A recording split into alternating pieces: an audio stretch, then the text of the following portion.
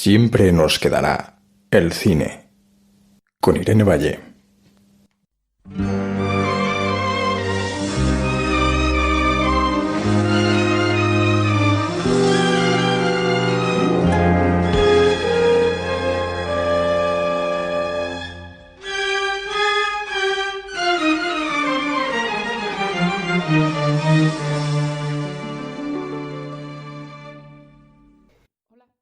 Soy Irene Valle Corpas y os doy la bienvenida a nuestro programa de cine Cinéma Notre Amour para Radio República. Este es un espacio semanal dedicado al cine que tiene como propósito incentivar a nuestros oyentes a disfrutar de este arte. Como ya saben, este programa toma prestado su título en un pequeño juego de palabras de la conocida cinta Hiroshima Mon Amour que ya comentamos en la primera sesión, en la sesión inaugural. Para honrar a los cinéfilos de las nuevas olas que comenzaron viendo películas para luego tomar las cámaras como un modo natural de prolongar su amor por el cine, hemos querido inaugurar esta sección para la radio. En ella hemos comentado y seguiremos haciéndolo algunos títulos principales del séptimo arte con el fin de invitar a nuestros oyentes a que hagan lo propio, es decir, a que tomen asiento y disfruten de ese placer que es también una forma de pensamiento, que es el cine. En la pasada sesión, la sesión inaugural, hablamos de la importancia de la vocación histórica del cine durante los años 60 para entender ese capítulo tan especial que son los cines modernos, los cines que comienzan en esta década. Comentamos la fuerte imbricación del cine con los acontecimientos históricos y hablamos de cómo esto afectaba a la confección misma de los personajes, a la historia en las que se ven envueltos o a las relaciones que los personajes mantienen con los demás y con ellos mismos. Indicamos igualmente que el cine de estos años, de los años 60 en adelante, no duda en traspasar las fronteras de la imagen jugando con lo documental, algo que era muy visible en el caso de Hiroshima Mon Amour, donde de hecho se emplean fotografías reales de los estragos de la bomba de Hiroshima y de Nagasaki en la población japonesa. Este juego con lo ficcional y lo documental, con las historias personales y las grandes historias o la historia con mayúsculas, es algo también muy notable y muy visible en la película que hoy quisiéramos presentarles, que hoy les proponemos. Nos referimos a una película que se llama Una giornata particolare. Es una película realizada por el director italiano Ettore Scola en el año 1977, así que avanzamos un poco en el tiempo. El film narra el encuentro ocasional entre dos vecinos que se quedan en casa mientras todo el vecindario asiste al desfile en honor a Hitler del 6 de mayo de 1938 que se produjo en Roma, ¿no? A la visita de Hitler a Italia. Los dos vecinos son Antonietta, interpretada por Sofía Loren, que es una ama de casa, que está casada con un señor, con un tipo de lo más vulgar, con un personaje afín al fascismo, un fascista, dicho con todas las letras. Y Antonietta es madre de 6 hijos y a duras penas soporta bien el encierro vital que es su casa y su vida de esposa. Y el otro personaje principal es Gabriele, protagonizado por Marcello Mastroianni, que es un periodista y lo sabremos poco a poco, es homosexual y ha sido por ello perseguido, ¿no? Estos dos personajes, esta ama de casa, hastiada y este personaje de periodista, de Gabriele, se encuentran por la sencilla razón de que a ella se le ha escapado un pajarito de su casa, que estaba en una jaula, y buscándolo por el patio interior del bloque de pisos cae en la casa de Gabriele. Así entablan una pequeña conversación y pasan la tarde juntos y la mañana, mientras el marido de ella y sus 6 hijos están en este desfile fascista. Ella pronto se siente atraída por Marcello, por el personaje de Gabriele, pero él se trata, y lo intuimos y lo sabremos pronto, evidentemente se trata de un amor imposible porque él es homosexual. Sin embargo, con las conversaciones que mantienen, con este encuentro fortuito, ella va descubriendo poco a poco que su rígida moral católica, impuesta por una sociedad tan conservadora y patriarcal como la que vive, le impide entender que la vida puede ser mucho más que la cotidianidad asfixiante a la que se ha visto relegada.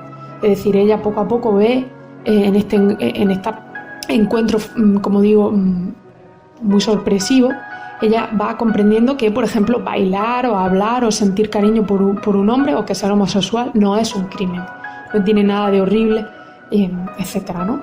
Esta es entonces una película sobre un amor imposible, sí, pero también sobre una amistad transformadora, ¿no? Puesto que realmente es lo que ellos sienten, una amistad en este encuentro rápido.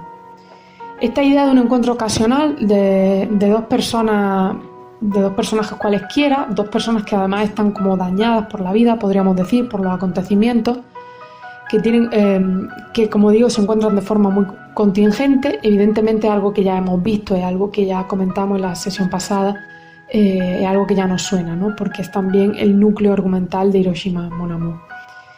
Y igualmente esta narración de la vida de una persona sobre el fondo de unos sucesos políticos que la marcan, tampoco nos coge por sorpresa.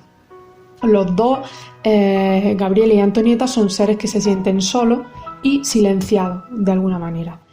Y es precisamente con esta idea de contraste entre el ruido y el silencio cómo comienza la película de un modo, a mi juicio, magistral y realmente muy bello.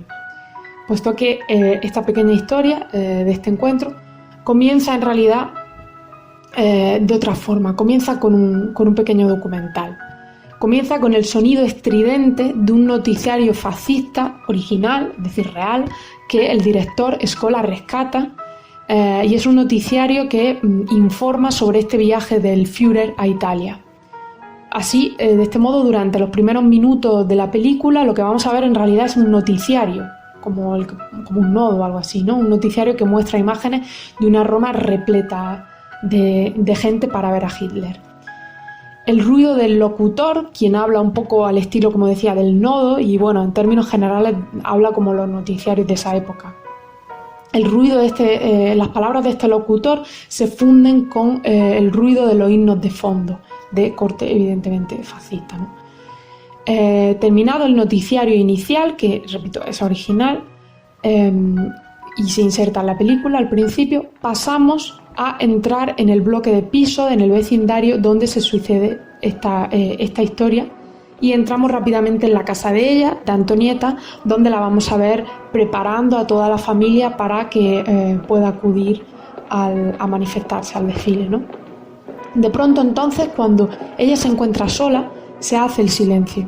Y este contraste, este silencio lo dice todo, ¿no? Este contraste entre el ruido ensordecedor del noticiario y el silencio de ella en su casa.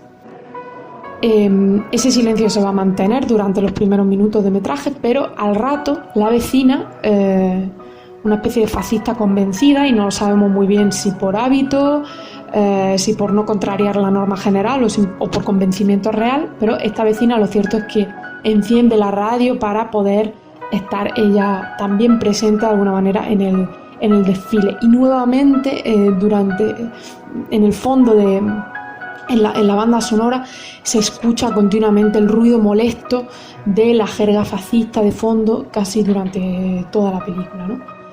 Quizá porque la vecina sabe que se puede traer entre manos esta pareja, ella y él, o simplemente como una especie de metáfora para que comprendamos ese carácter totalitario, que llega a todo de la política fascista, ¿no? Pero el caso es que hay un contraste entre un fondo ruidoso que tiene un sentido metafórico muy claro, ¿no? Sobre los personajes. Ellos dos, Antonieta y Gabriele, tendrán que tratar de buscar un poco de paz, un poco de silencio entre ese ruido. O ponen la radio en una sintonía musical mucho más alegre, o se ponen a bailar, o hablan entre ellos, o se quedan en silencio. Pero este contraste es evidente, y toda la película está hecha de un lirismo muy pronunciado que se destaca sobre el parloteo de la radio, una radio invasiva, casi diríamos, un ruido invasivo. Ah, sí. Ni siquiera nos hemos presentado. Mucho gusto. Antonieta Tiberi. Es un nombre muy bonito.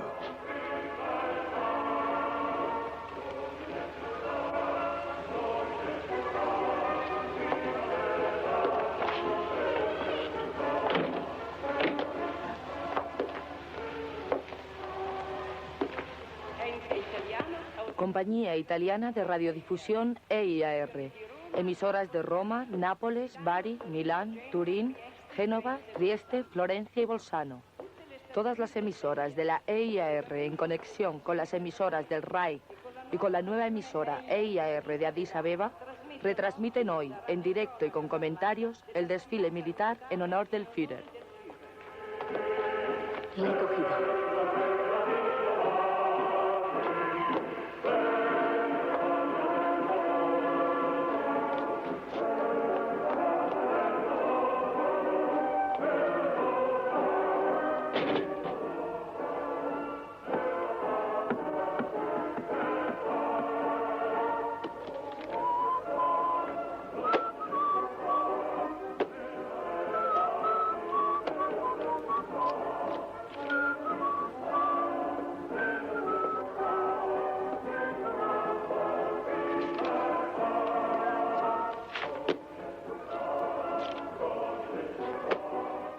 Conectamos con Vía del Triunfo.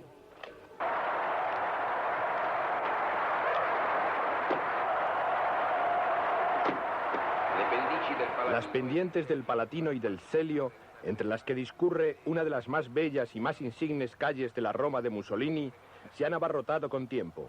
Centenares de millares de italianos y extranjeros, procedentes de todas partes de Italia y de Europa, para asistir a la histórica celebración, han llegado a la urbe dispuesta a acogerles con su austeridad inmortal.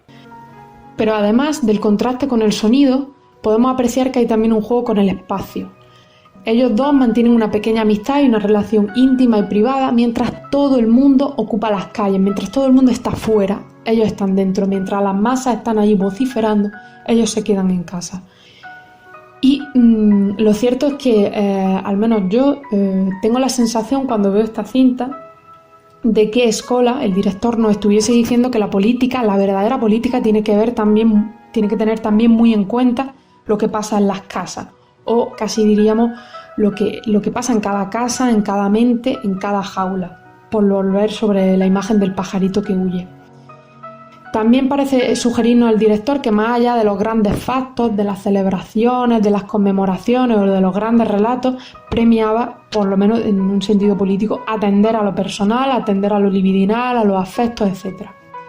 No podemos olvidar, claro, que esta película es del año 1977, esto es de una década que está marcada por las reivindicaciones feministas, por las reivindicaciones de los colectivos homosexuales.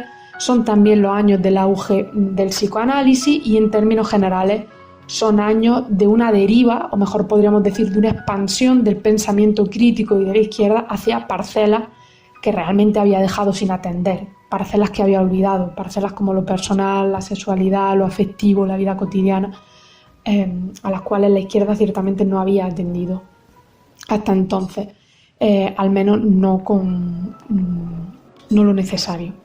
Por tanto, cuando el director mira atrás en el tiempo, puesto que recordemos que esta es una película sobre los años 30, ambientada en los años 30, pero realizada en los 70, había ahí un lapso de tiempo.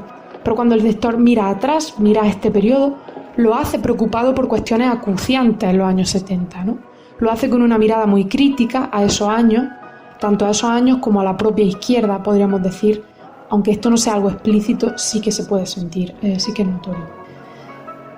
Esta idea de hacer una película toda, entera, en un espacio cerrado, es también muy propia del momento.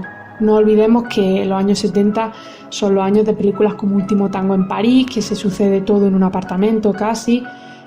Son los años de todas esas películas sobre matrimonio, historias personales, de Truffaut, de Bergman, etc. No son años en los que se va a intentar analizar qué pasa en los espacios cerrados, que es como decir qué pasa en las mentes de la gente, ¿no? Más allá de lo que ocurre en las calles.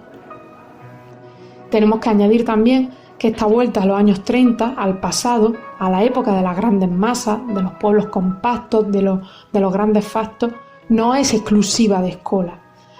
Sino que fue una auténtica moda o tendencia en este cine, ¿no? Bertolucci hace ese fresco monumental que es Novecento y que en cierta medida también es muy nostálgico de un momento en el que había una conciencia de clase fuerte. Ya antes había hecho El conformista, también ambientada en los años 30. Es también el momento en el que Louis Malle hace La Comme Lucien, una película sobre los años 40 más bien, en Francia, y toda una moda retro, ¿no? En esta época. Se vuelve a ese momento para revisar la historia, o bien en un sentido nostálgico.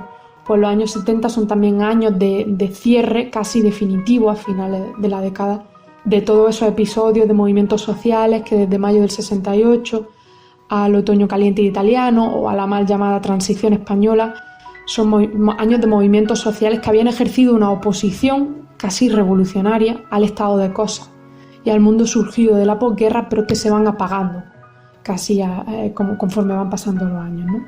En general, el ánimo de estos momentos es más oscuro que el de otras décadas.